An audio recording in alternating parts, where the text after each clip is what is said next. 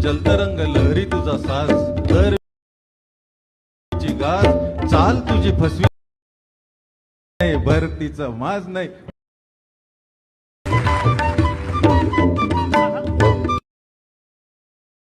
मन तुझं जलतरंग लहरी तुझा साज दरवेळी चाल तुझी फसवी तरी गाण तिचा माज नाही ओटीचे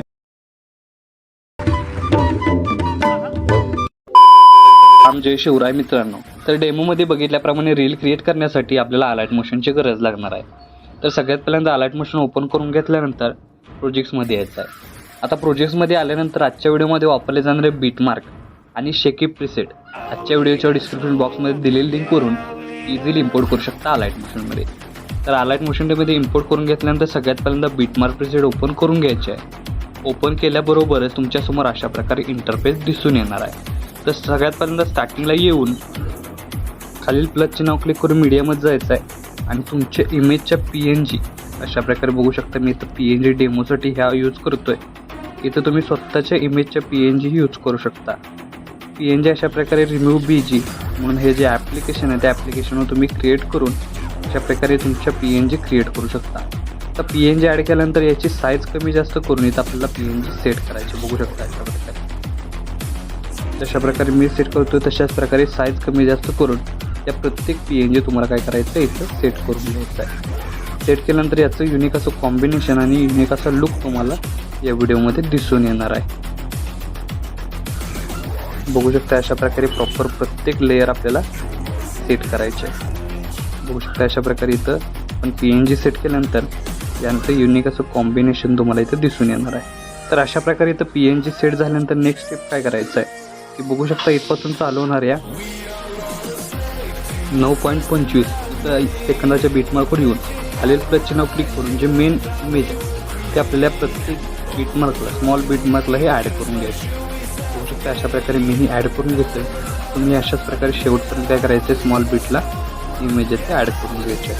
तर इमेजला प्रॉपर बघू शकता इथं आपला फुल स्क्रीन इमेज आलेला आहे. तर या प्रत्येक इमेज लेअर ॲड करून घेतल्यानंतर आपल्याला फुल स्क्रीन करायची.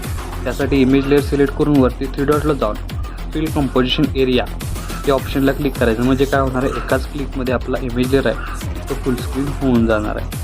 अशाच प्रकारे मीही शेवटपर्यंत ह्या इमेज लेअर फुल स्क्रीन करून घेतो आहे. तुम्ही अशाच प्रकारे शेवटपर्यंत फुल स्क्रीन करून घ्या.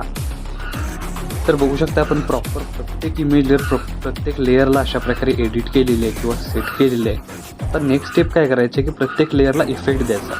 त्यासाठी इथून बॅक निघून आपल्याला शेकी प्रीसेट ओपन करून हा जो इफेक्ट आहे तोच इफेक्ट आपल्याला प्रत्येक इमेजला अप्लाय करायचा आहे. सगळ्यात पहिल्यांदा बीटमार्क ओपन करून सगळ्यात पहिल्यांदा जे इमेज आपण ॲड केलेली आहे PNG त्या PNGला इथपासून चालवणाऱ्या प्रत्येक PNGला हाच इफेक्ट अप्लाय करायचा आहे. याचं युनिक असं कॉम्बिनेशन तुम्हाला व्हिडिओमध्ये दिसून येईल आणि युनिक असा लुकही तुम्हाला व्हिडिओमध्ये दिसून येणार आहे. तर अशाच प्रकारे शेवटपर्यंत आपल्याला हाच इफेक्ट PNGला सेट करायचे आहे. तर PNGला सेट केल्यानंतर इथपासून चालू होणारे जे स्मॉल लेअर आहेत त्याला कोणताही इफेक्ट ॲड करायचा नाही.